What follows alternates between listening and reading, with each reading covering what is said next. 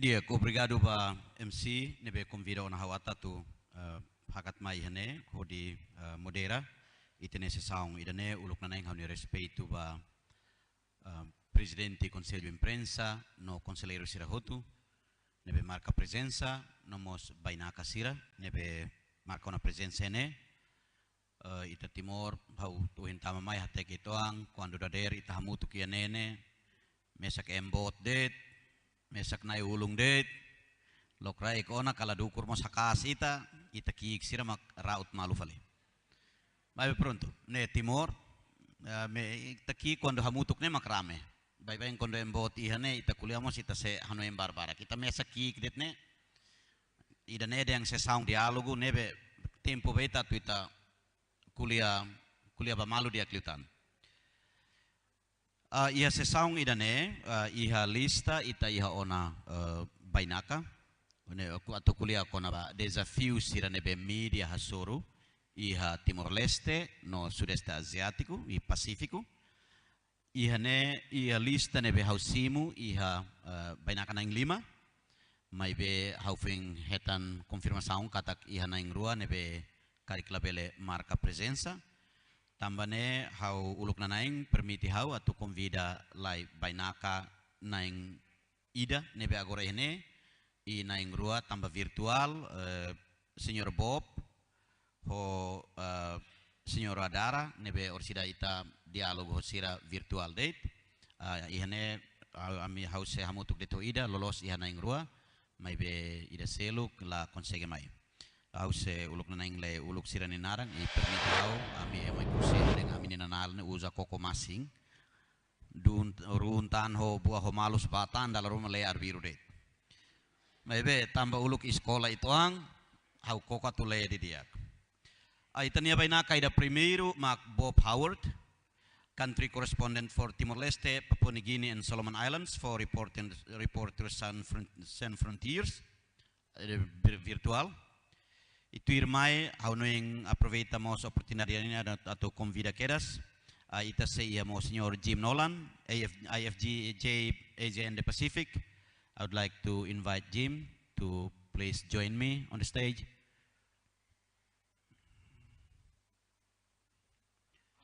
I'll just do a very brief introduction of all the guests and then I guess we'll start with the session.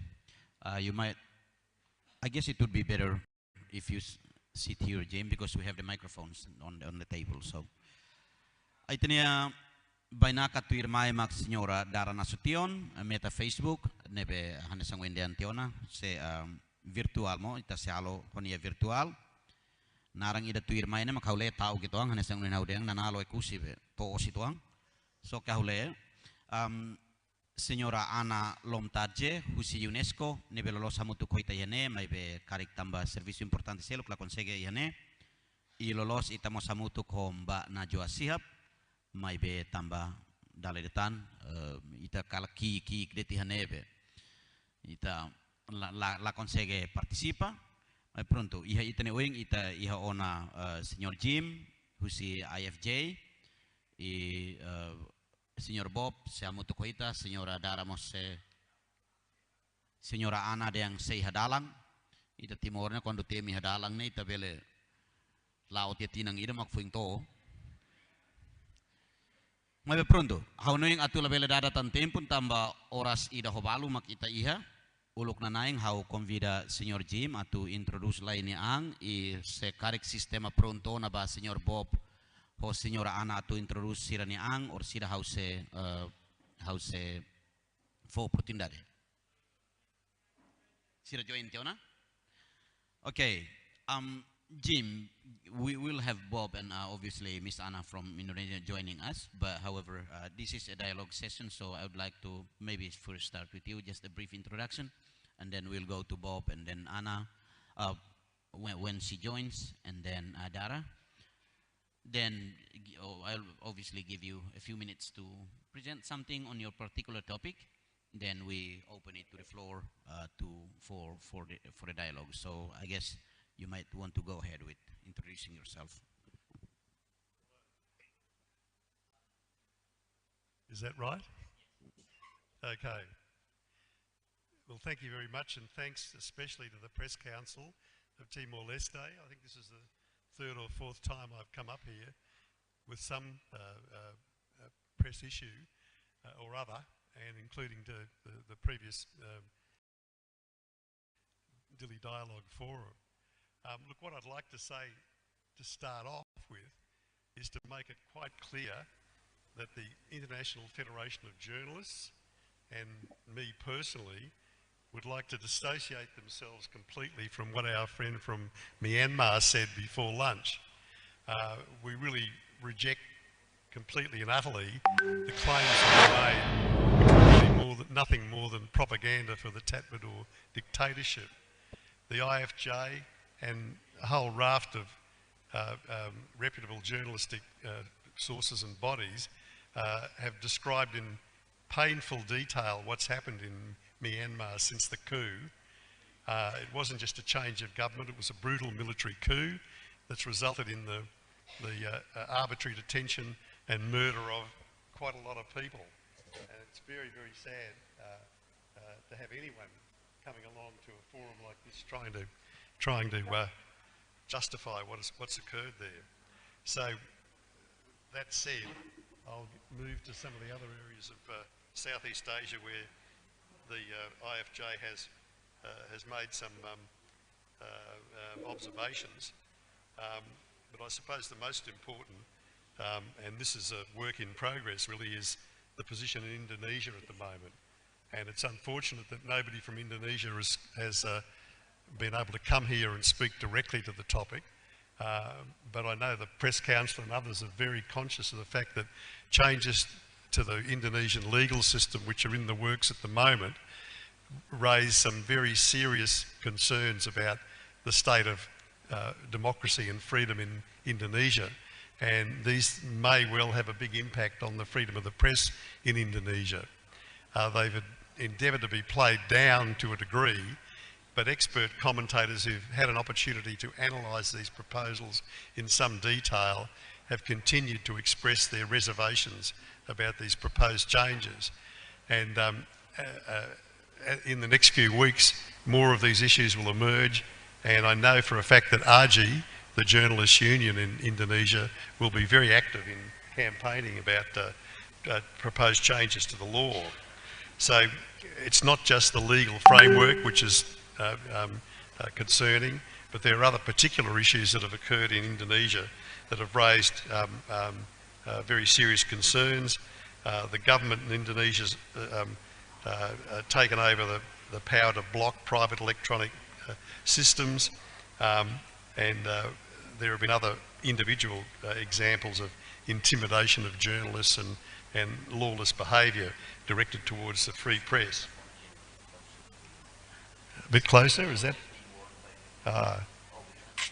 Is that better? I thought it might be too loud. Okay. So the lesson there is that we need to watch developments in Indonesia very carefully and monitor what's happening through AJI and through the Press Council in Indonesia and other law reform bodies in Indonesia, because whatever happens there, have no doubt about it, will have a significant impact on the region. But at least it can be said of Indonesia that it's a relatively free society compared with many other Southeast Asian countries. The IFJ's also had occasion to express concern about developments in Cambodia. As we all know, nothing seems to improve in Cambodia, and any excuse seems to be utilised to suppress any free journalistic activity. So that's very much a matter for concern. And by way of example, only recently environmental activists have been detained and have been the subject of repressive activities. That's only in the last couple of weeks, and assaulted by authorities. But more broadly, the freedom of the press is under threat constantly in Cambodia. For all practical purposes, it doesn't exist, and important press personages over the years have been arrested or been prevented from exercising their rights as journalists. The other recent issue that's arisen for the IFJ has been developments in the Maldives. Now, of course, the Maldives are usually seen as this beautiful idyllic holiday destination, but in fact there have been some very significant developments there, because there have been changes to the nation's Evidence Act, which will allow courts to require journalists to disclose their journalistic sources in a way that provides no sufficient protections. And so the IFJ only in the last few weeks has been involved in campaigns in the Maldives directed to that very issue. Similarly, in Vietnam, there's been a recent incident of somebody not only being caught but dying in detention in early August, an independent citizen journalist, and that's just one of a series of repressive acts against individuals who endeavour to try to exercise their rights to journalistic expression in Vietnam. Similarly, in Bangladesh, there have been problems with the assault and the persecution of journalists, and that's only in the last couple of weeks, and that's a matter of grave concern. In Pakistan, there are significant problems. As you'll be aware, Imran Khan's government was pushed out. He's making a comeback, or a push for a comeback, but the problem is, in the process, a lot of journalists and press outlets have been the victims of various attempts to suppress freedom of the press, and a major television producer was arrested on sedition charges only a couple of weeks ago. So it's a very vexing position there. This has just occurred right across the board. You'll be aware of what's happened in Malaysia, of the fact that there was a change of government in Malaysia, and for quite a while things looked like they were going to improve, but that's taken a backward step, and the old repressive laws that were promised to be repealed in Malaysia have stayed on the books, and the former Prime Minister Najib was jailed, I think the day before yesterday, because of his involvement with that massive 1MDB financial scandal. But who knows what will happen. He's been trying to run out the clock because there's another election due to occur in Malaysia. So things are likely to get much uglier in Malaysia. Only a little while ago, the Court of Appeals in Malaysia found the publication Malaysia Kini, which many of you will be familiar with. It's an online publication that's very professional, very good. They were found in contempt of court because of some readers' comments on the blog site, and they were fined a massive amount of money in what was completely unjustifiable prosecution. But as a bit of a slap in the eye to the court, there was a crowdfunding appeal, and Malaysia Kini collected more than enough money to pay the fine and pay its own legal costs. So that was a bit of a win, but one shouldn't be thrown back on, the begging bowl to get support for journalistic activities. And the legal framework in Malaysia is still not sympathetic to free journalism. Indeed, all the repressive laws are still on the books from the Mahathir days, and some of the laws there really hark back to the colonial days and are really just relics of British colonialism.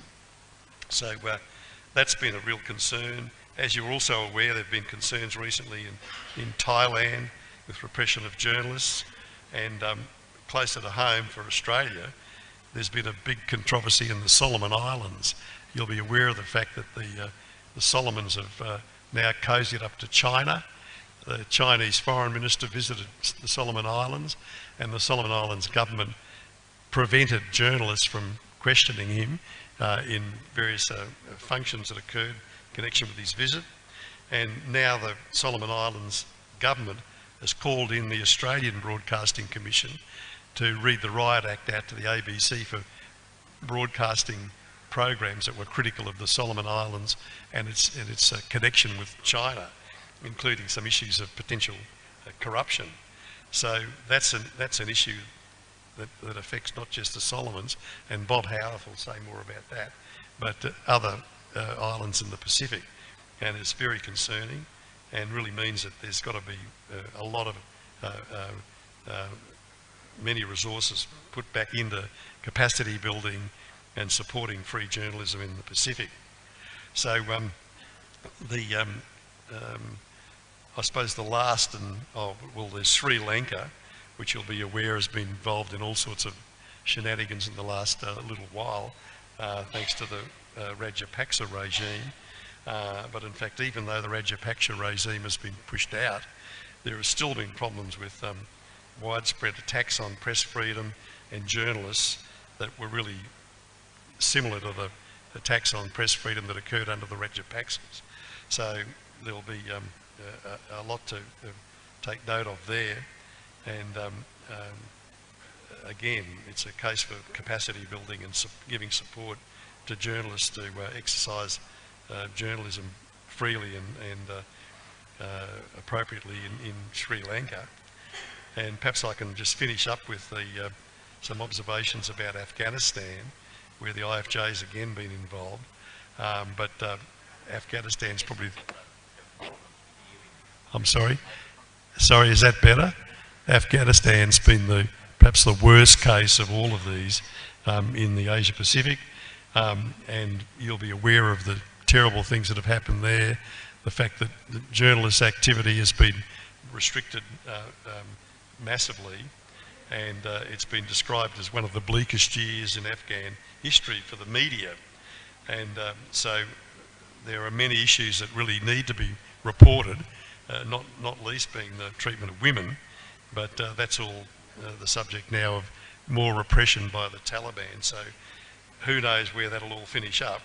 But again, it's an important issue for Western and other journalists to support by way of resources and political support for journalists in Afghanistan.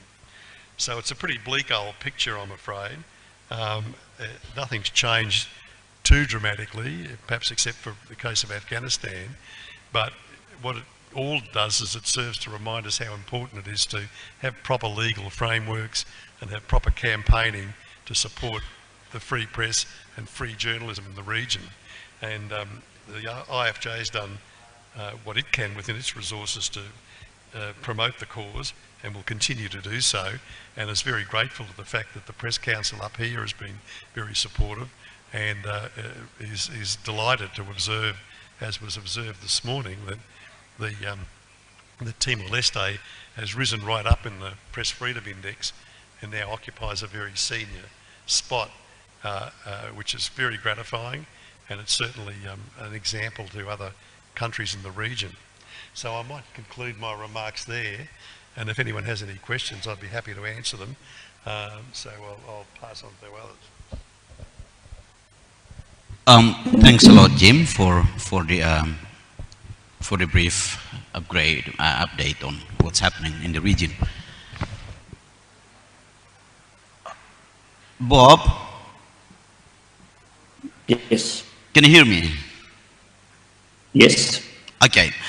Before we move on to you, allow me just to spend a few seconds on working out some logistics here. I'm sure that most of the participants in the room are Tetun speakers, but I don't see that many translation devices being available. So we'll just figure out what's happening here, and then we will certainly go back to you, and you can introduce yourself and also say whatever you have prepared to say. Is that okay? Hello? Yes. How hare ita barak lu comprende inglês, não é? Tradução simultânea disponível, mas hore barak makatekret, nebe também sessão diálogo, ita prefere que ita maioria sela osototu, pelo menos ita maioria compreende. Também sela ita hate que malu ita nasene balu tau oklu metang tan, malayane kulit metang be, sir hare semos, ami sira kulit muting ne coitado, ni hare la hetan tan. Mas espera kata kita maioria ita comprende. Los? Tambaure radio komunidad ema bot sira radio komunidad sira pronto hoto na ba. Itate ke malurit, hate ke mo ing dia kito ang babe dia. Hate ke fali haune desastre ne. Mai be pronto sei to tu ka ita mayoria percebe how hakat ba bainaka tirmai. Signor Bob, ita tenenia disponibile ona.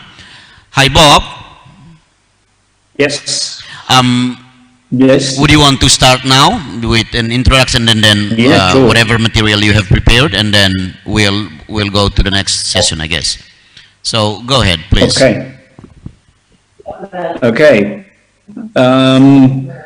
Well, first of all, Bamtare, Selamat Siang, afternoon, Bola, and G'day.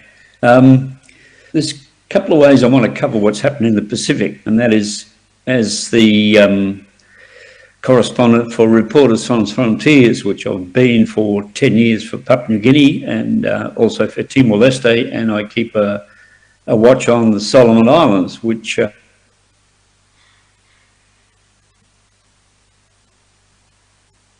include the World Press Freedom Index.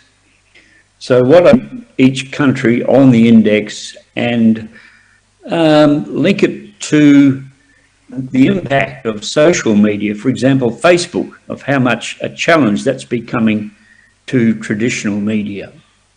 Now, and what we see,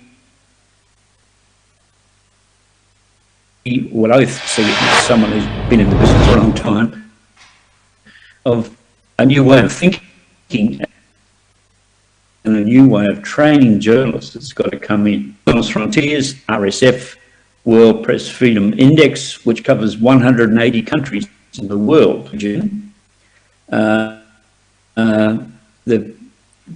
Coming in at number 11 is New Zealand, and New Zealand doesn't have too many issues fronting it in terms of press freedom with their government, and also their media seems to be going quite happily.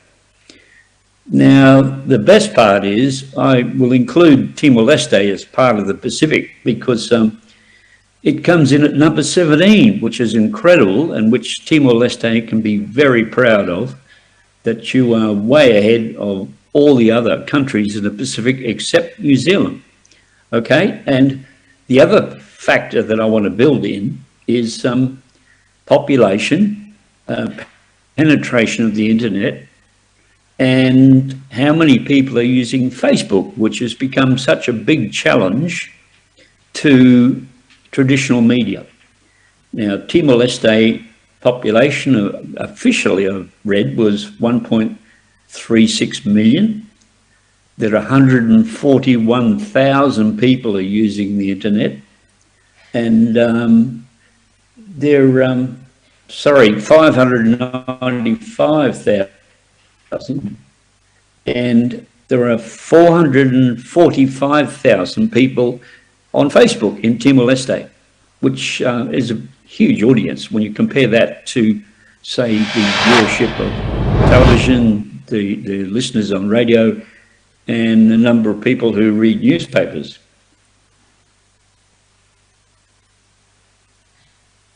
Now, next off the line. Now, Australia's got quite a few problems at the moment. Population 26 million, 23 million people using the internet, and 21,500,000 people on Facebook. So, current big issues in Australia. Right now, there's a major sort of challenge to the media, which has been launched by Lachlan Murdoch, who incidentally I worked with for 2 years. And he's suing a small independent popular news site called Crikey over an article they ran which mentioned that the Murdochs were just as responsible for what happened on January 6th in America through the way their Fox News network was so pro-Trump and promoted so many conspiracy theories, like the fact that Biden didn't win the election. So people are watching this very closely because Murdoch and News Corporation own 2/3 of the media in Australia. And I can tell you today there's nothing being reported in those newspapers and their TV stations about Lachlan Murdoch suing Crikey in the Australian courts. But just today it was announced by an independent Member of Parliament and a former journalist, Zoe Daniel, that they'll be seeking a parliamentary inquiry into the power of the Murdochs and the News Corporation and their dominance of media in Australia. Coming from Australia, next cab off the rank would be Samoa. Samoa has a population of 200,000 and remarkably 141,000 on using the internet and the same number on Facebook. Now, you can look at these statistics yourself because there is a very, very good website I recommend called Internet World Stats, one word, and it lists every 6 months. It does an annual tabulation of every country's use of the internet, how many people are on Facebook, which is, I think, a more important issue. Samoa doesn't have too many problems. They have a fairly free and independent press. Next one we go to is Tonga, a much smaller country of 107,000 people with, let me see, oh yes, and 41,000 people using Facebook. Now, coming in at 62, well down the list, is Papua New Guinea, somewhere that I spent 4 years as Managing Director of Murdoch's operations, and I was a member of the PNG Media Council, and in 2004 I helped launch MASI, which is the Media Association of the Solomon Islands, which I'll come to as the #1 ticket on our concerns in the region. Now, PNG has a population close to 10 million. They haven't done a census there for years, which has been a problem. They haven't updated their electoral roll, and they've just had elections, which so far the death toll is 30 people. There are whole towns been burnt down. There's non-stop tribal war in the highlands.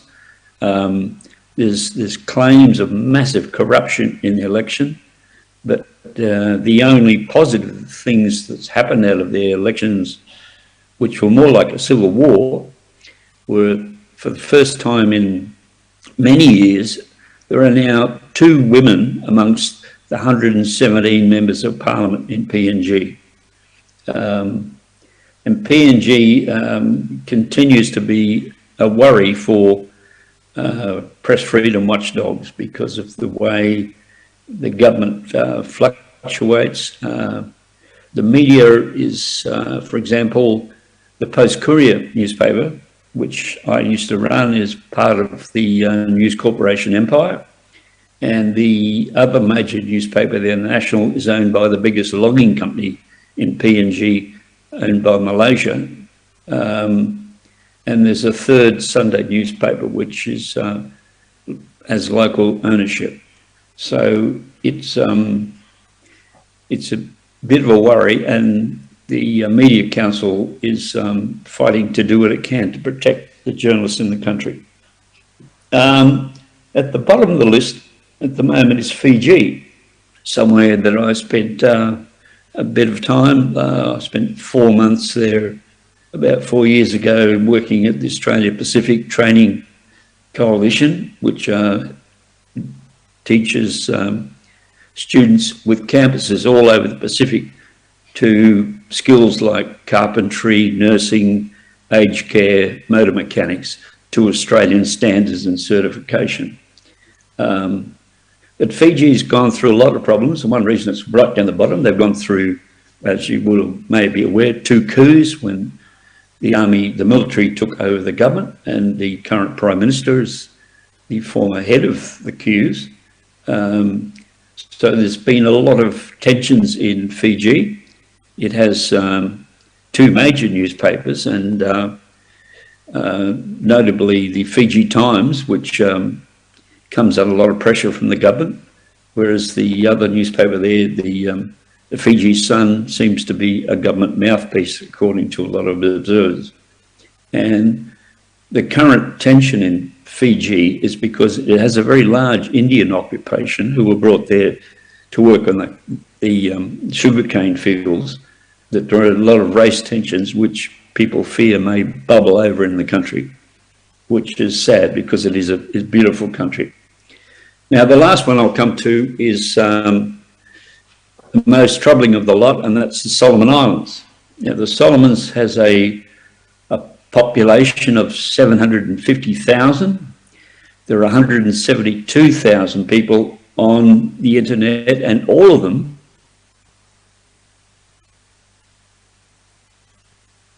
Jim Nolan mentioned earlier, the Solomons are going through a challenging time, as we might say. 2 years ago, the Solomons decided to stop recognition of Taiwan and recognise Communist China. Now, since then, there's been a lot of concern by the West, notably Australia, New Zealand, Japan and America, that the government of the Solomons have done a deal with Communist China for their police and, if necessary, their military to be able to come into the country in terms of trouble. They had riots there not that long ago, just over a year ago, where Australia sent troops in, as they did in earlier riots and troubles, and New Zealand. And the Solomons are making headlines in Australia today as we speak, because the government put out a statement basically saying that a documentary that the Australian Broadcasting Commission did last month was false and racially motivated, because they said that it was biased against people who weren't white. The Chinese, they're very good friends. And then the government have also issued a warning saying that they may block foreign journalists who demean, is the word, who don't report politely, I guess, about what's happening in the country and allegations of corruption. So we'll be watching that very closely. And as I said, they're not currently in the World Press Freedom Index, but I've been speaking to the authorities in Paris, where Reporters Sans Frontières operates out, and hopefully looking next year of including the Solomons and Vanuatu, the French-speaking Vanuatu people. So what are the challenges ahead? Changing, all of these countries are being challenged by digital media, by Facebook. Now, any management of any media operation who isn't looking forward to planning for this changeover, I think, are putting themselves in the future. They're not going to meet the challenge. And we only look now at the circulation of newspapers, especially in, for example, Australia, where online media is really taking off, where subscription to websites, to news platforms, is also growing in size. In fact, the site that I mentioned earlier that Lachlan Murdoch is suing is booming in circulation, as so many people sign up to support the website against the power of Murdoch's gigantic empire. And to look at the power of online media, this is to think ahead. I regularly read the New York Times, where I did spend a bit of time way back. The New York Times has a circulation, which is huge, of 780,000 printed newspapers. But it has online subscribers of 8.38 million people who pay to read the New York Times online.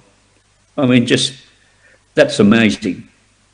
And it's the way of the future, as far as I can see, as someone who's been through so many changes. In 1978, I was the first journalist to legally set type on a computer at the Sydney Morning Herald, which was a nightmare, by the way.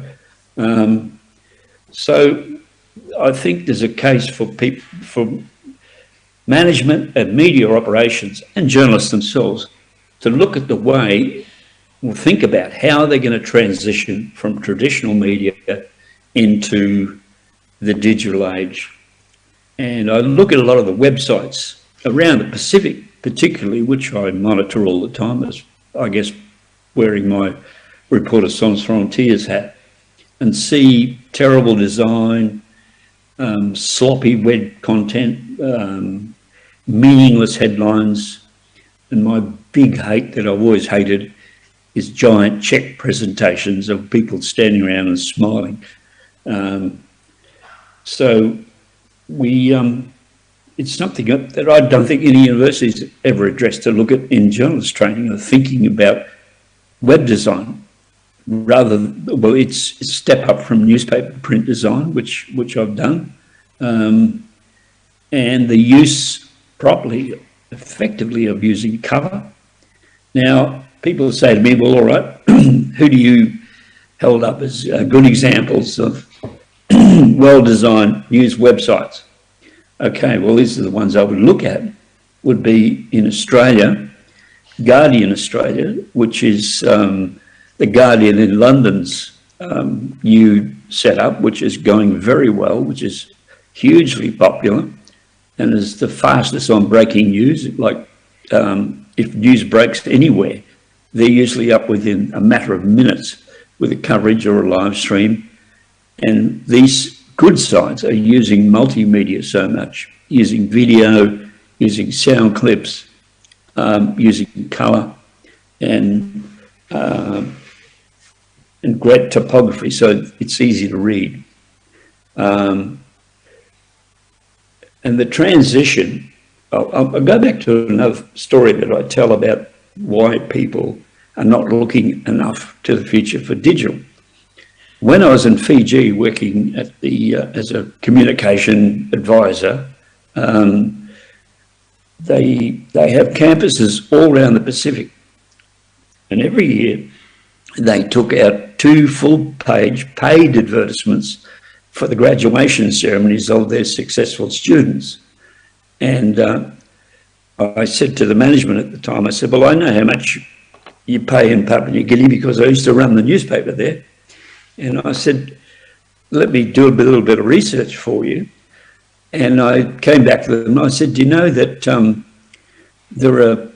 Facebook has 10 times more people looking at it in Papua New Guinea than the combined circulations of all the newspapers and all the readership and all the viewers on television, and it costs nothing. So I guess they shouldn't like me very much, but they've stopped paying for 2 full-page ads in the newspapers in all these countries around the Pacific, and now live streaming their graduation ceremonies, so that people, I'd rather watch a live stream than read a newspaper with some photos that are probably at least 48 hours out of date by the time it gets published. So what else could we talk about? Yes. Oh, by the way, today is South Sea Islander Day, being celebrated, or not celebrated, but being marked in Australia. For those who don't know it, Australia really had a slave trade. 175 years ago, the ship sailed from Australia to Vanuatu and the New Hebrides, and they literally kidnapped people and took them back to work on the sugarcane fields in Queensland, mainly, and on the cotton fields. And it's a bit of history that us Australians never learned about as children, that we actually had a slave trade.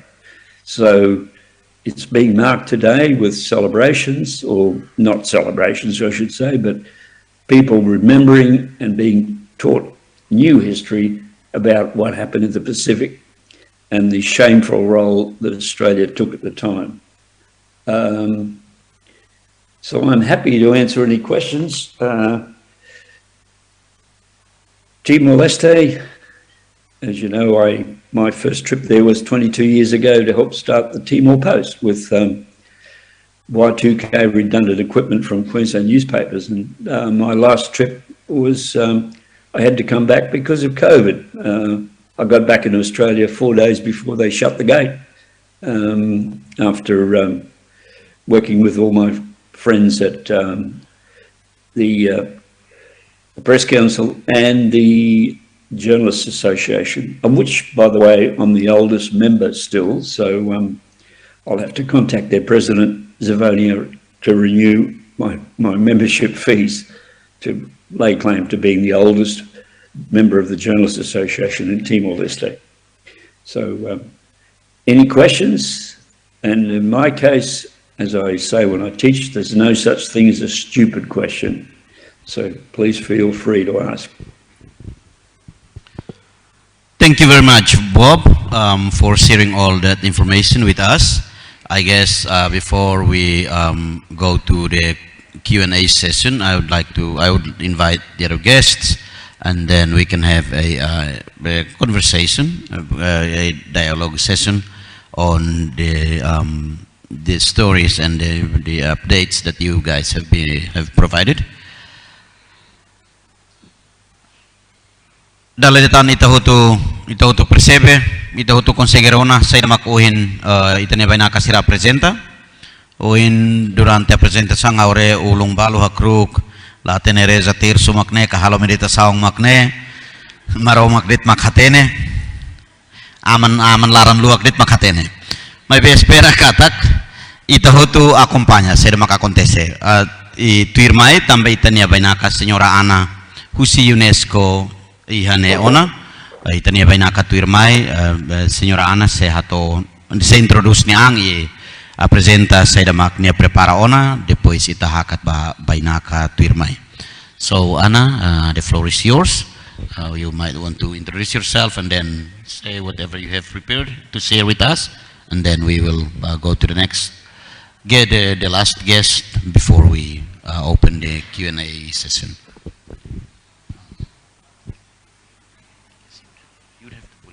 Thank you. Okay. Thank you very much. So I'm Ana Lomtatse, representing UNESCO Communication and Information Sector, which handles press freedom and media development issues.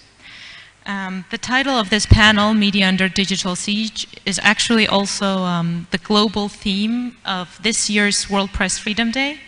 It's an UN International Day, and every year it's celebrated everywhere in the world. In Timor-Leste also, there was a celebration organized by the Press Council, and the global conference took place in Uruguay. I will maybe just briefly offer some remarks about how we see the digital siege and why we chose this topic, why we think it's very important to discuss, and then I very much look forward to the Q&A session to make the session more interactive. So digital technologies have really had multifaceted impact on journalism. On the one hand, it has enabled new forms of attacks against journalists and harassment, such as targeted surveillance, hacking, doxing. Especially women journalists have been targeted because of their gender. On the other hand, it has created serious issues for economic sustainability, as most of the advertising funding is now flows through big platforms. And even though there are some efforts, like in Australia, to try for the media to get some funds based on their original reporting that appears on Google search and other platforms, it seems very difficult to keep this conversation going with the platforms because the relationship is so unequal. And the final thing I'd like to raise is the spread of disinformation and hate speech. it looks like the content moderation practices put in place currently by social media platforms are often not adequately addressing hate speech and disinformation, because there is a lack of transparency or not enough investment in languages other than English for content moderation. There's also very little communication between civil society and platforms. Often civil society feel quite powerless in their relationship with platforms, and sometimes they get targeted by bots or buzzers, and their very justified content gets taken down instead of the actual hate speech and disinformation. Actually, in UNESCO Jakarta, we're implementing a project called Social Media for Peace, which is being piloted in Indonesia, Kenya, Bosnia and Herzegovina, where we're trying to work with government, social media platforms, and civil society to set up something called like a social media council, where civil society would have direct communication line with platforms and advise not necessarily on specific content, but actual structural issues and content moderation practices. So we very much hope to set this up in Indonesia in the coming year. This is all on my end. A bit of an overview how we see the digital siege. As I mentioned in my opening remarks, I think there's reasons to be hopeful. The COVID-19 pandemic, even though it has affected very negatively media economics, it has also brought a renewed trust in media and renewed their role in providing essential, life-saving, accurate information. So this is a good momentum to move forward and have this conversation among all stakeholders, from governments to technology companies to newsrooms to international organizations, on how we can strengthen media viability as well as press freedom and independence. Thank you. Ada lidah yang bahasa liman, karik tambah ida kuliahnya, uing lahane sang amin airwa. I guess we have a fourth guest, which is Miss Dara Nasution. How lahatnya se Senhora Dara disponível atau join ona?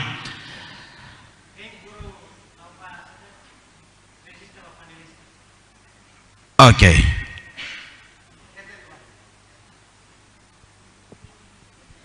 Itahingka hanesanebe.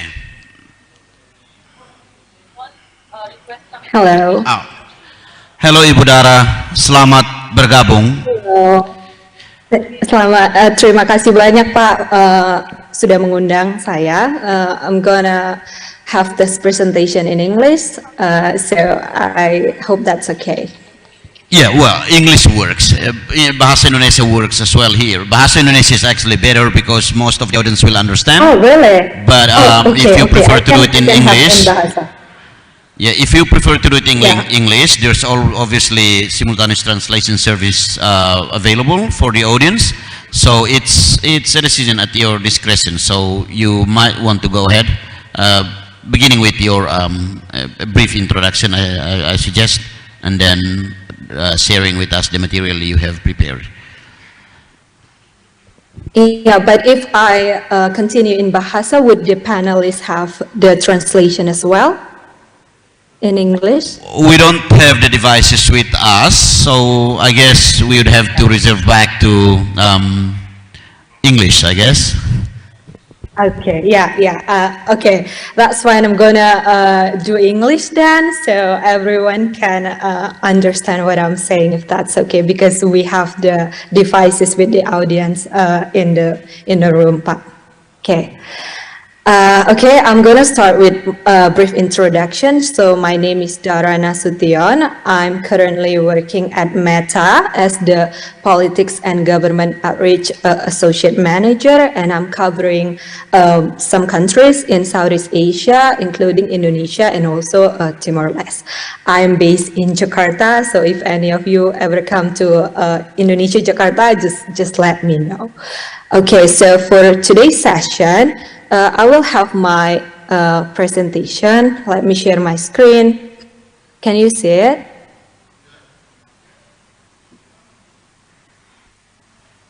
Let me know if you... Yes, we see something happening Yeah. on the screen, so I guess it works. Yeah, okay. So yeah, this is the slide on my emails. If you want to connect more after this session, feel free to shoot me an email. Okay, so I'm gonna start by talking about Meta mission. When I say Meta, I'm referring to four main products, which is called Facebook, Instagram, WhatsApp, and also Messenger. So our mission is to give people the power to build community and bring the world closer together. And that is why we have so many stakeholders. Journalists is one of them, but we also have government, NGOs, and also like other wider audience. Okay, so this is some numbers about our collective user. As you can see here that we have 3.5 billion of user across our family of apps. So all four apps that I just mentioned, this number equals with 500 million of the population in the world. So this also means that we have a lot of contents going on our platform every single day. And in this presentation, I'm going to share a bit about how we moderate that content and our best effort to ensure that we try to balance between freedom of expression, but also about safety and security of our users. So I have some slide in Bahasa Indonesia as well, but I'm gonna continue talking in English. So basically our universal guideline for determining which content is allowed and which one is not allowed is our community standard or standard komunitas in Indonesia. And it's available in many languages that you can access, and this really helps us to have like some universal guidelines, because we understand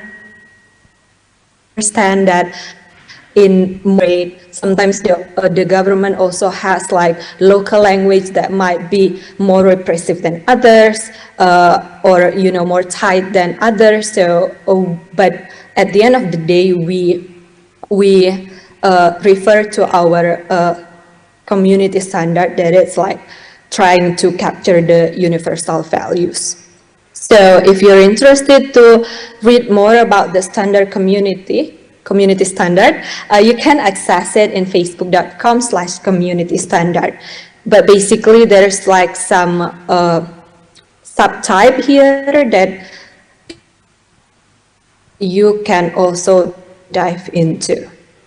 So when we design our community standard, these are the values that we consider. The first one is voice, the second one is privacy, and then safety, and then authenticity, and also dignity. So we understand that it's not an easy job to strike a balance between all these values, but we want to make sure that we give enough freedom for people to voice themselves, their authentic voice to be in our platform. But in the same time, we also make sure that we protect people's privacy. That is why we have so many privacy settings that people can customize based on their own preference, because what counts as private for me might be different as what counts as private for you, for example. And also about the safety. So if anyone tried to intimidate or exclude or silence people in Facebook, we will automatically take down those kind of content. And also about authenticity, we have proactive measurement to take down fake account, and also coordinated inauthentic behavior or CIB. We have that mechanism in place. And the last one is about dignity. We try our best to ensure that all users have equal dignity in our platform. So as the operationalization of those values, we have this theme on our community standards. You can see here we have violence, dangerous organization, child exploitation, privacy violation, hate speech, and so on and so forth. So this is like some of the theme that we have from those values. So you might be curious, like how do we enforce those community standards? So we have some mechanism in place. The first one is the report from our users. So in every content that appear in our platform, there's the 3 dot of it that you can click, and then you can report and register what kind of violation that people do in that content. And that's one mechanism, and then we review it. But we also have learning and automatization at place, you know, because we understand like all of this, we just rely on the user report. We don't have enough time to catch up with the speed of content. So we have the automatic machine learning in place, which they can catch the violating content even before anyone sees that. So we're actively trying to train our AI in this. But of course, you know, in the middle of this two mechanism, we also have the human reviewer. Currently, we have around 30,000 people that are actively reviewing this in more than 50 languages, and we're currently expanding in the languages that we provide. And of course, we provide the reviewer with the continuous trainings and also reviewer. Okay, the next issue that we're talking about is the misinformation. So basically, we have the mechanism in place to combat misinformation. And this is what we do to combat misinformation. We have 3 prongs of approach: remove, reduce, and report and inform. So the first one is remove.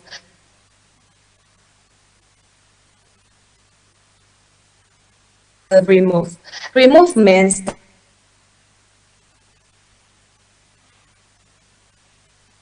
remove from the community tracking. But the second one that we do is also reducing the misinformation distribution. This happens with the content that's in the gray area, you know, like it's not necessarily blatantly violating our standard, community standard, but we see that, well, this might be misinformation, and this might bring or incite some violence in real life. So we can do proactive measurement to reduce the distribution, or in our term, we downrank the information, the misinformation. And of course, we also, in partnership with the third-party fact-checker or pemeriksa fakta pihak ketiga, to provide more information about some article that's already being checked with them. Okay, so this is what we mean by reducing. So if some content is in the borderline of violating our community standard, then we try to reduce its distribution. And also, this is about the reporting. You can always report the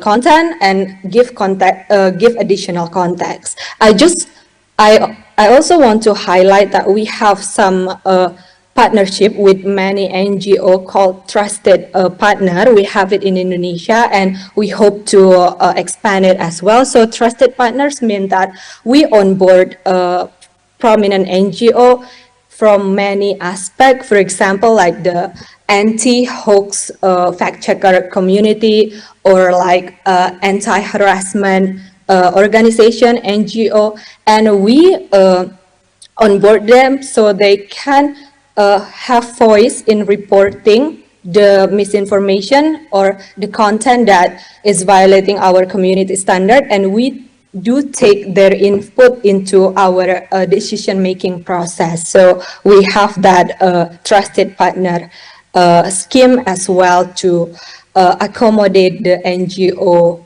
voice in our platform. Okay, this is about the fact checker, third-party fact checker that we have. Right now, we are in partnership with 80 third-party fact checkers. It's an independent.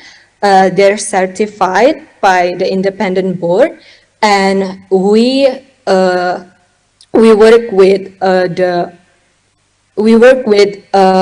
the organization in more than 60 languages.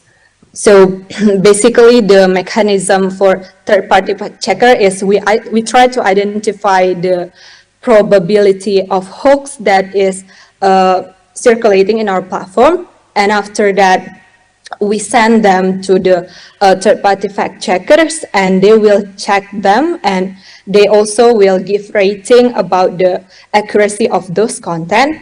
And after we get the input from our fact checker, then we take the necessary action, which means that we can take it down, or we can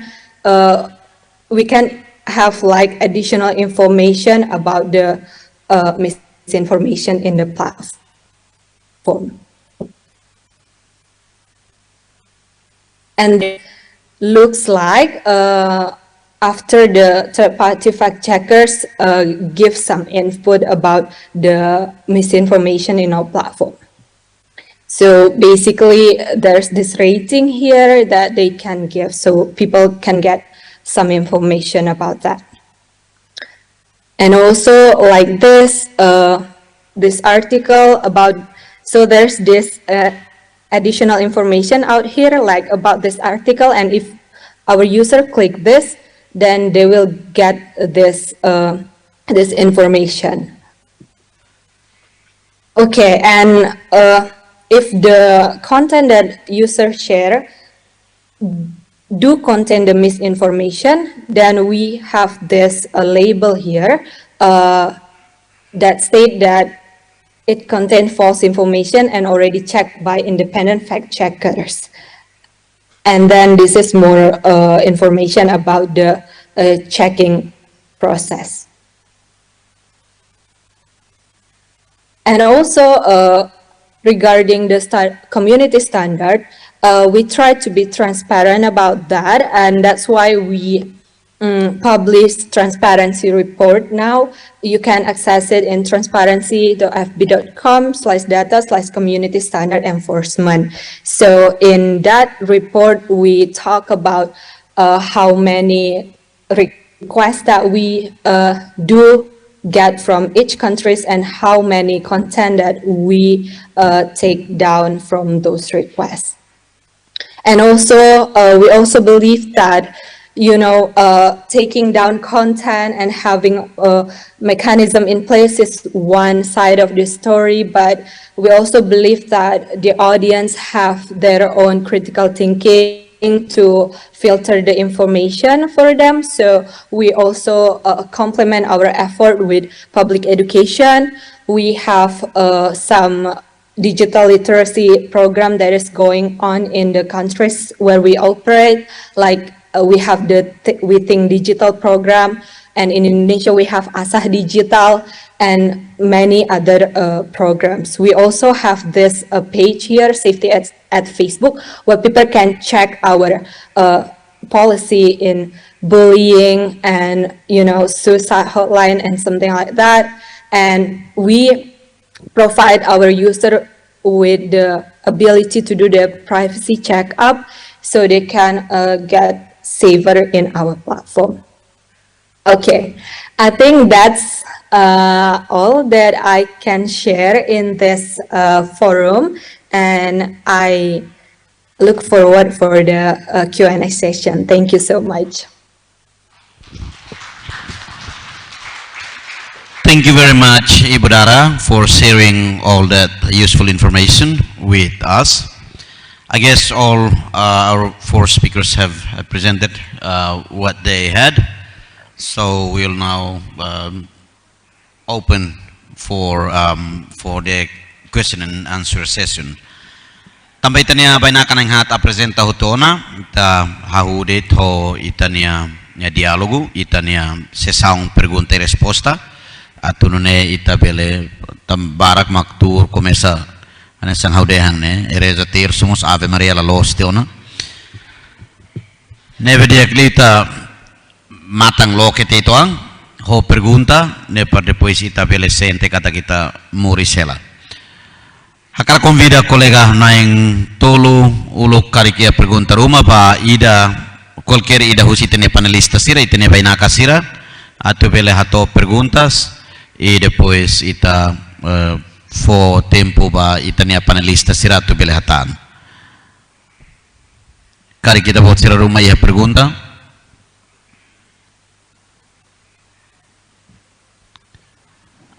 Oke, hana ingrua presidenti mana Chris ya ida tan.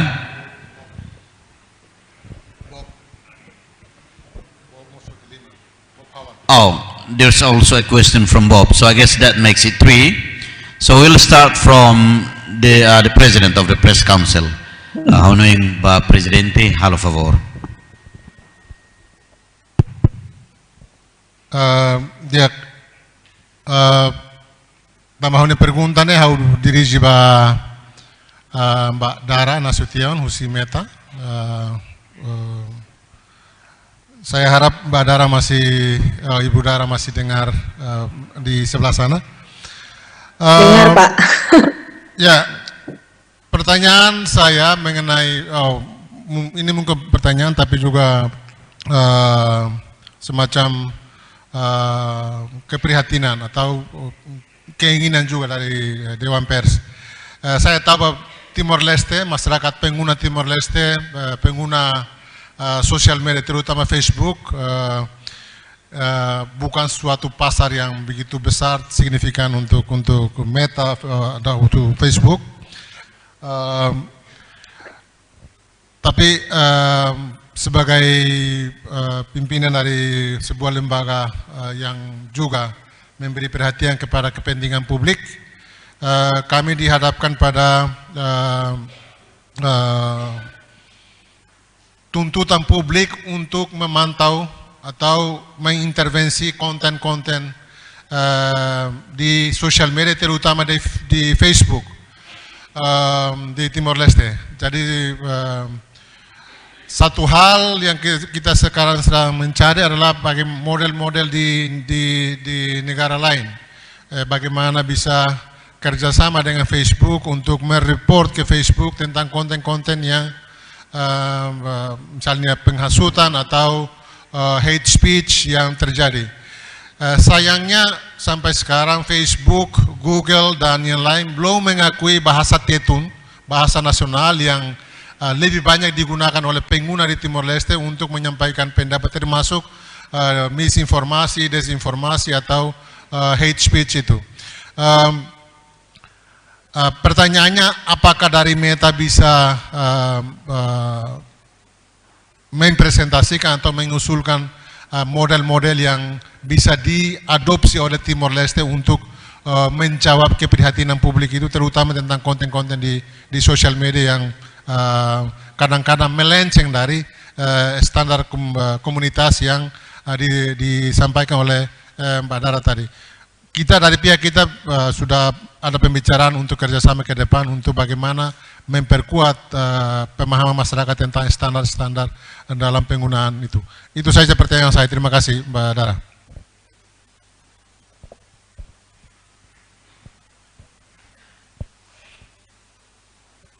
Apa boleh langsung dijawab atau kita kumpulkan dulu Pak?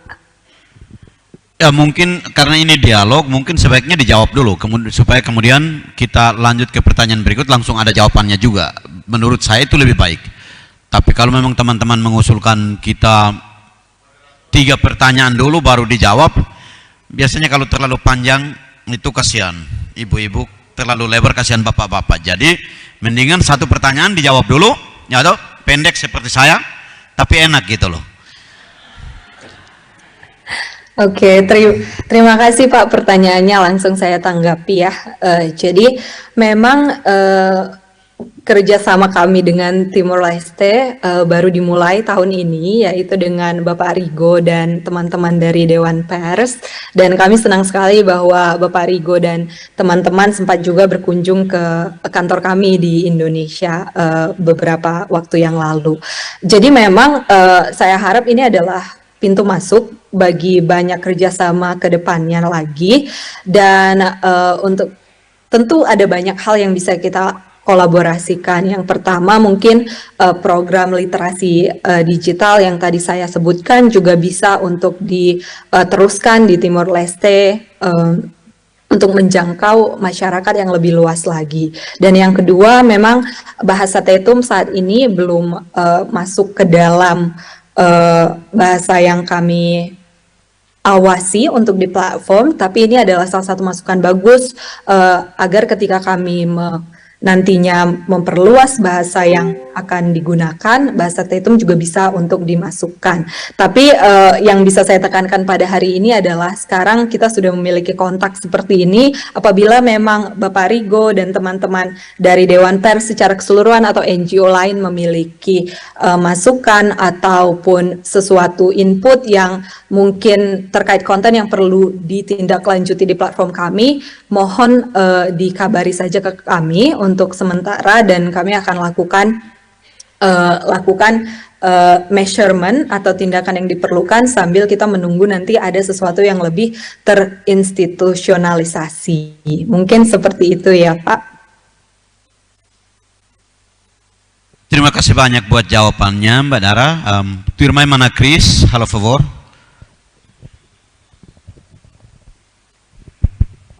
Jack, well, thank you for the opportunity. I would like to appreciate to the Dara Nasution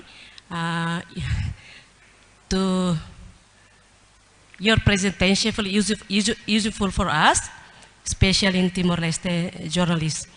So I have a question here regarding about your digital literacy program. What kinds of the digital literacy program do you have, and who is your target group in this program? The second one, you explain about you have the collaboration with the civil society. So what I would like to find out here, so what kind of partner do you have for? So maybe you give us details information about the partner you work with, because usually we have is in Timor-Leste civic society, we just support a collaboration with them regarding with the media campaigns and advocacy itself. So what the content you have with them? Thank you. Yeah, thank you so much for the excellent question. So for our digital literacy program, we have several stakeholders in place. For example, like the We Think Digital that we have, our main stakeholder is the young people, because we think that they should develop the critical thinking from the early age. And usually we work with some NGO that care about the similar issue as well. But on the other prong of approach, we also have digital literacy about how to optimize presence in our social media. For example, during close to the election, usually we do engagement with political parties and candidates and how they can campaign safely, but also efficiently in our platform. On the other hand, we also have like programs for the small business, SMB. We train them for like sell their product in our platform, you know. So we try to reach as many as stakeholders that use our platform, and maybe we can discuss more what's the most suitable audience that we can prioritize in Timor-Leste.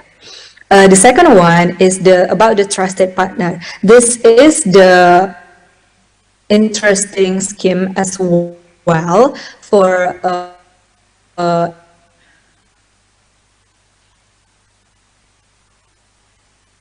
and I must say that, for example, taking Indonesia as example, we have NGOs to be participate in this trusted partner. So we have Perludem, maybe Pak Rigo and the other colleagues knew that Perludem is from the election NGO, and we also have Mafindo. Mafindo is like hoax buster NGO, and we also have LBH Apik. It's anti-sexual harassment NGO in Indonesia. So basically, because this program has launched several years in Indonesia, we have time to onboard some NGOs. But for Timor-Leste, maybe we can also discuss, you know, what kind of trusted partner they're interested in this program. Thank you. Thank you very much. Bob, are you with us?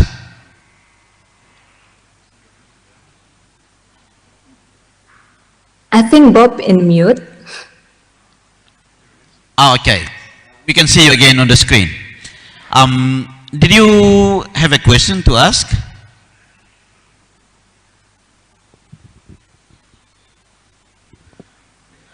I think you are still muted, so if you don't mind, would you please unmute your microphone?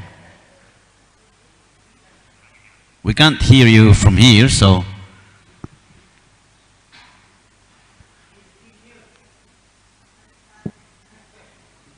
How's that?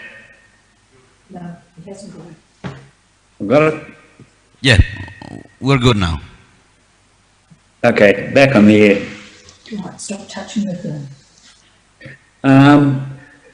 I've got a question for Darren, because I don't know if my friend Gilles asked the same question, which is about Tetum Translate.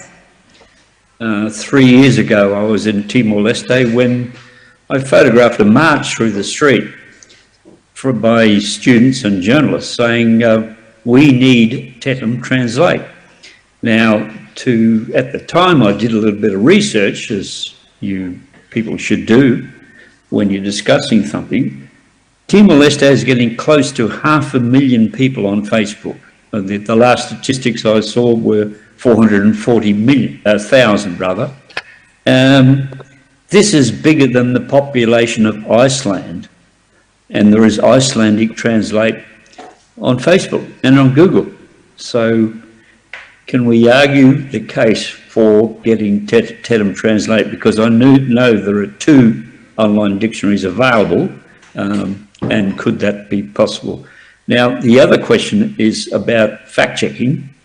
I think Timor-Leste is leading the region in fact-checking because of the training that the Press Council, the UNDP have done.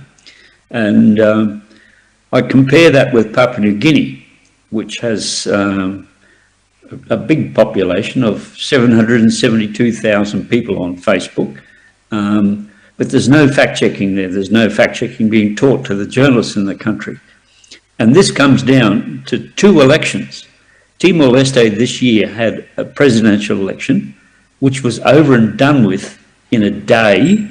There was no violence, there was no corruption, nobody died, it was peaceful, and we got a new president. Papua New Guinea is now, after weeks, is still dragging on in its election. There are 30 people dead, hundreds injured, over 200 been arrested in jail for trying to destroy ballot boxes, and there's no fact-checking. And PNG, I know on Facebook, because I follow it so much, and I can speak top Pidgin, has 12 websites, 12 pages claiming to be news pages, which they're not. a lot of them are being run by political parties, I know that. So the poor average person trying to look at different stuff on Facebook will see that, you know, they're being fed false information. Partly because I guess the monitors can't speak Tok Pigeon, which, if you know the origin of Tok Pigeon, it's comes originally from German and including a lot of English words. So there's a lot of German in Tok Pigeon as well.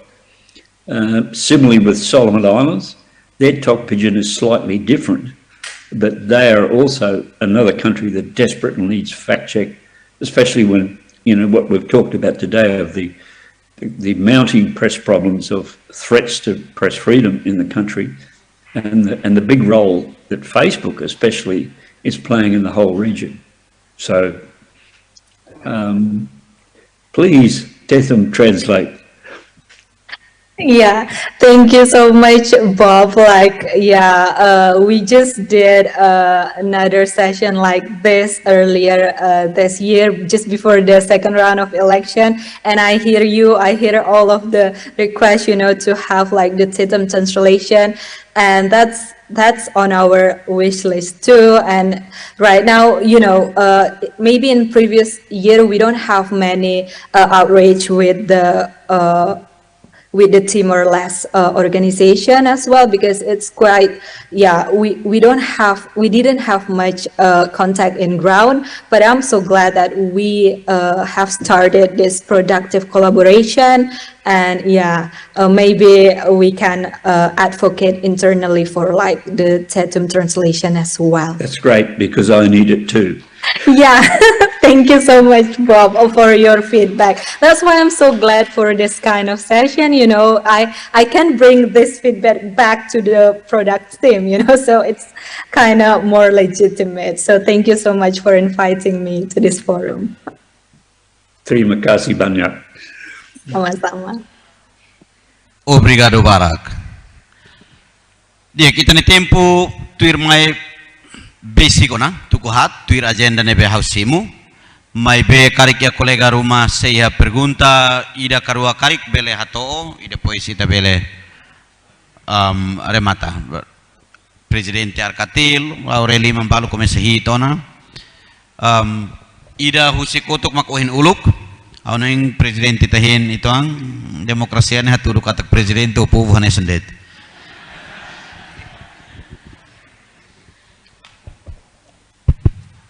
Oke, aku timpul kerekon itu tambah batari ba orador no moderador no oleh participantes batari todos. Oke, hal lain perguntas, mas vou recomendação dele. Oke, apresentação weng lain Timor atau apresenta. Agora nene lain bos eu ature nere.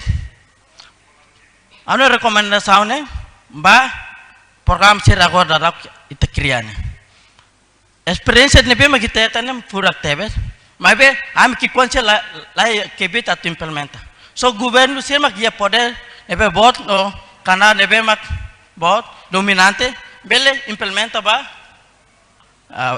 bele implementa medias ga teknologi ba itna nasaw. Tam itna nasaw ne gasta o sambar ba internet, mabe internet ne fraku tebes.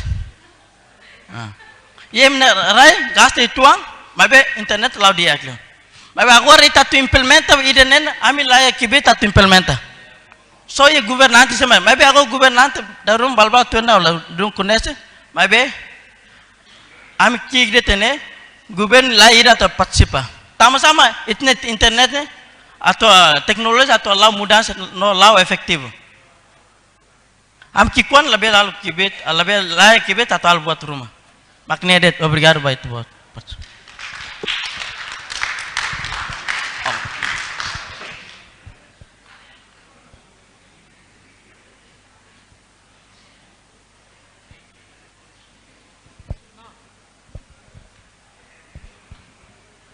Diak, ane sang bay-bay ngitarona telemor hetan diak liu. Sesira hene ita bel hetan diak liu. Ko musira la hene ita niliga saung lao na fating.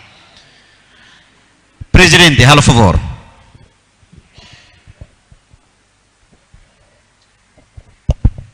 Thank you for the change.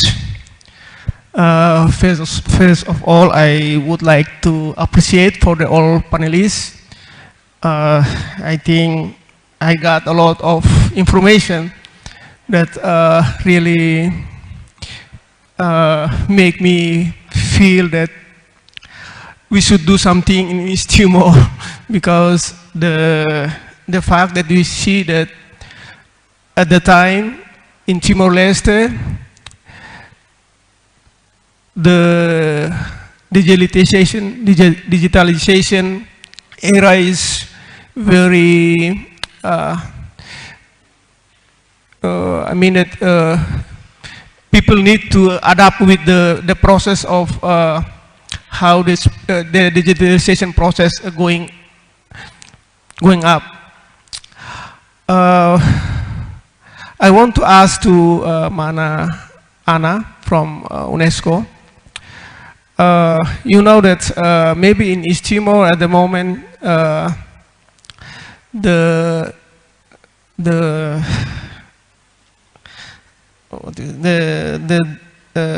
threaten to the journalists, especially for the women journalists, to get a head speech. It's at the moment maybe it's not too much, but maybe in the future we will face a problem like this. And then also about the digitalization literation. I think two things is very important for us. So I just want to ask, what will UNESCO offer to us here for the journalist association or any community, any media association here, how they can access to get support for these things. And then for the literacy of the digitalization, I want to appreciate for the Press Council, Timor-Leste Press Council have started to make a contact or to make a link with Meta from Indonesia. This is a good thing for us. But I want every project of communication should be implemented based on the interest of the community. So before we start it, we need to have good information here, and then that information could be used when we want to start implementing the project or the program like this. Because you know that if you face the Facebook user here, many hate speech happen. It's very, we can find it when it's close to the election.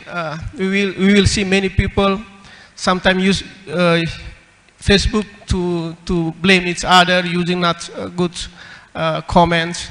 So I hope after this dialogue we should do something together to implement something that maybe it will can prevent what will happen in our election. I mean that we need to contribute after this dialogue. Obrigado.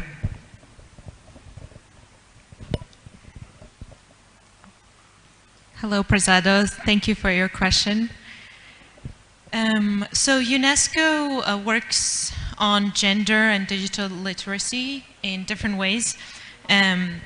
One of our goals is to basically produce standards, guidelines. So we have produced things like gender-sensitive reporting media guidelines, which help media assess how sensitive their content is in terms of gender, like to actually count how many women they interview for as experts versus men, how do they represent women in their programming. But also another part of this is to assess how media how media respects gender equality in its operations. So is there a wage gap? Do women journalists have proper maternity leave, proper conditions? Are there HR policies against harassment? So based on these guidelines, then we provide capacity building training. We also support content production that addresses gender equality and gender mainstreaming. In terms of media and information literacy, again, we produce guidelines. We work with youth organizations, schools, journalists. In Timor-Leste, we plan to work with the University of Timor-Leste, the National University of Timor-Leste, to do a fact-checking training for journalism students. And then hopefully these students can actually do mentorship for high school students too. In terms of getting funding from UNESCO, like one practical source or suggestion I would have, we have two global programs. One is called International Program for Development of Communication, IPDC, and the other is the Media Legal Defense Fund. So the first one, International Program for Development of Communication, it offers small grants, anywhere from 10 to 30, 40,000 US dollars to implement projects that have to do with media development, media information literacy, access to information. The calls for these grants are usually on our website, so I encourage you to visit them and obtain, any information you need. The Media Legal Defense Fund, it's the same. The call for applications is issued on the website. This one is more focused on safety of journalists and strengthening legal mechanisms for protecting press freedom. And so anybody, NGOs or media can apply for these grants. I encourage you to contact me and my colleagues to learn more about these opportunities. Both of these programs are funded by a variety of different states through UNESCO. So, other than that, a UNESCO Jakarta office also covers Timor-Leste, Philippines, Malaysia, Brunei. And in Timor-Leste, I am, together with my colleague Adelina, who is here, we are the main points of contact, and we're always happy to be in touch with media associations. We would especially like to show support for community radios who play a very important role in strengthening the pluralism of media. So, thank you.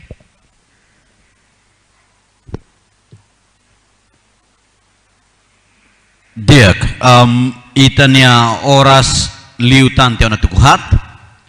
Tambane pergunta Husi Presiden Arkatil horlat yang sekarik seiha mai be seiha ida date tambe tena oras liutia.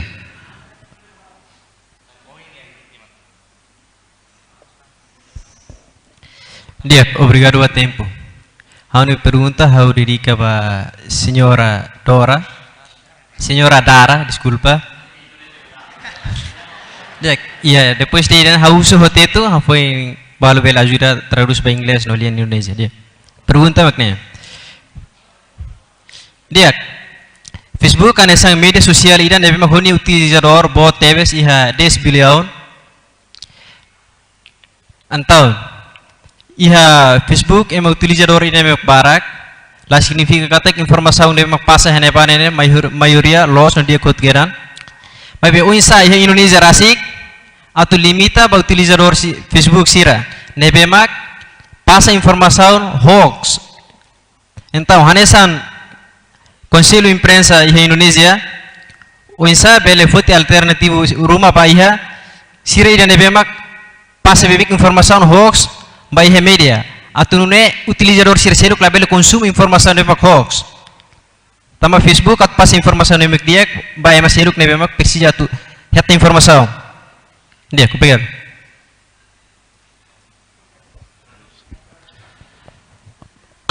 The question is, given the amount of hoax that is being spread over Facebook, what does Indonesia do to prevent the spreading of hoax on Facebook? And what does the press council, the Indonesian Press Council, do to prevent that, to combat that problem as well?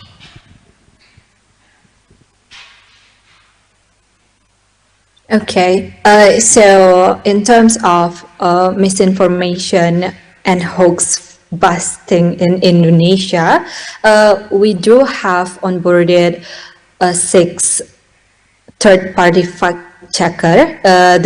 They consist of the 6 media outlets in Indonesia, which consists of Tirto ID, AFP, Kompas.com, Tirto, and 2 other more. So basically, that's what we have in mind, in place. So what happened is those third-party fact checker, they got certified by the independent board first before they can be onboarded as our third-party fact checker.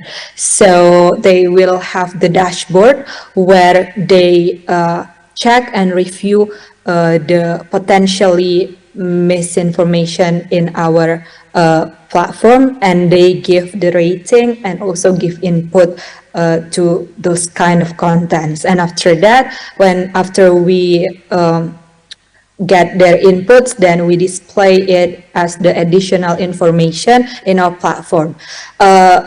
Bear in mind that we're not automatically taking down all the content, because as the platform, we don't want to be the arbiter of the truth. We cannot be the one that decide this truth and this is not truth, right? So that is why we have this partnership with this very prominent journalist, very prominent media outlet. So they're the expert on the investigation process, and they can also provide us with many contacts in place. And also Meta did not do the certification of the journalist. It's more of the independent body that does it. And the press council, of course, they also help in process. You know, they help providing input, like which media that should be that Meta should be collaborating with when we want to onboard this third party.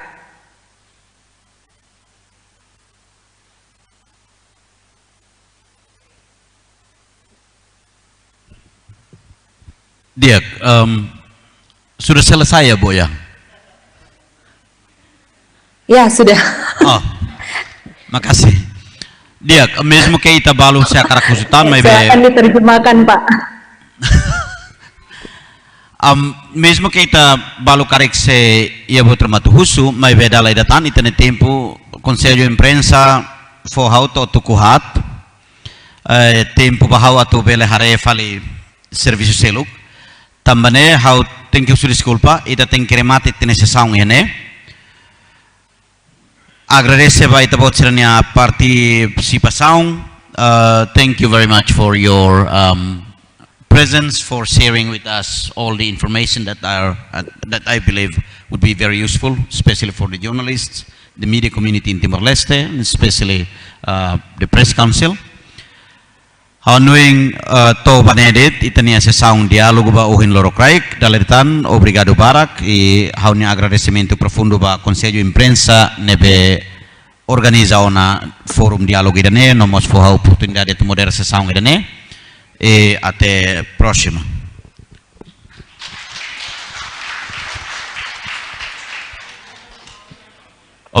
Obrigado ba moderador, molo kita ba coffee break. How convida moderador ho orador say photo session.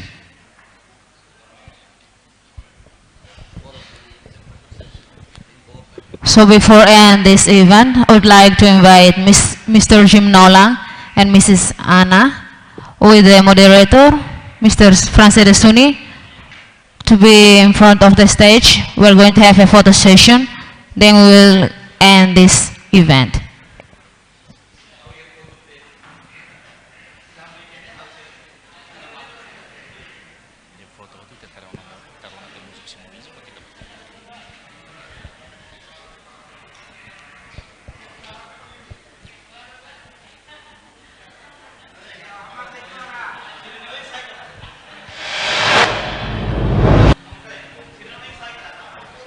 membro do Conselho de Imprensa Sira, bela rola fating musuing.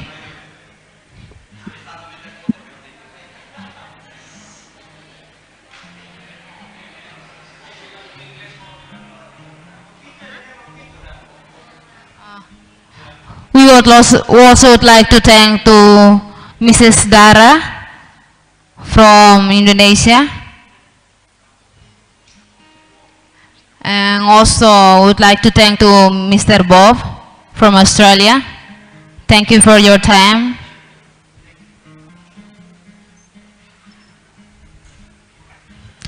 Before end, I would like to present to all of you one beautiful song was sung by the singer, Mr.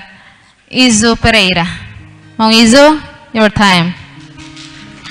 Obrigado.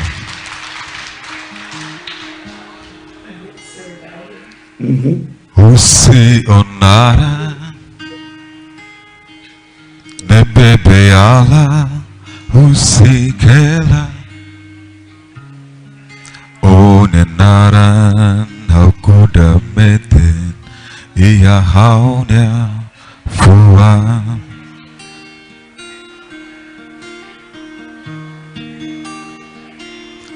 Husi loro mata, Vera Roman iarai hatur onenara Timor loro sai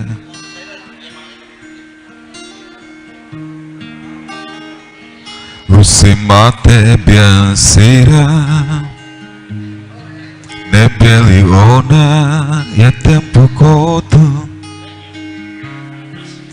Usi funu na insira Nebe mate baraine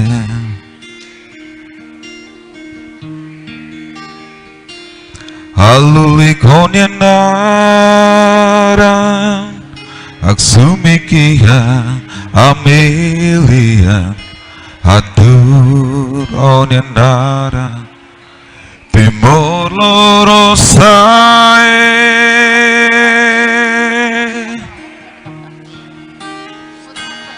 O Timor o makau niarai Rai nur lafage Loro mata sai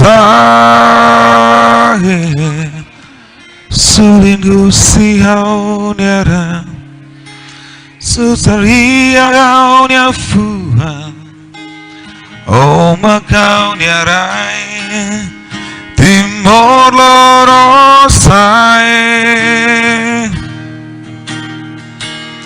Adomi Timor Adomi Timor Adomi Timor Adomi Timor Adomi Timor Adomi Timor Adomi Timor Adomi Timor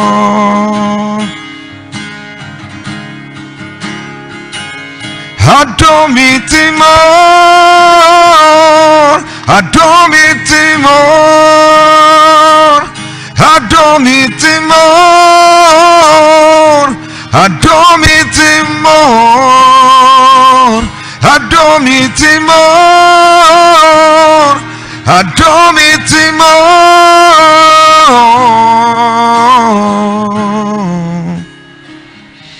Adomi Timor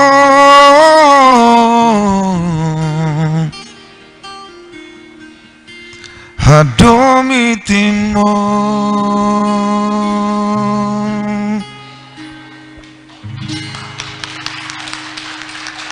Obrigada, Barak Mong Izu.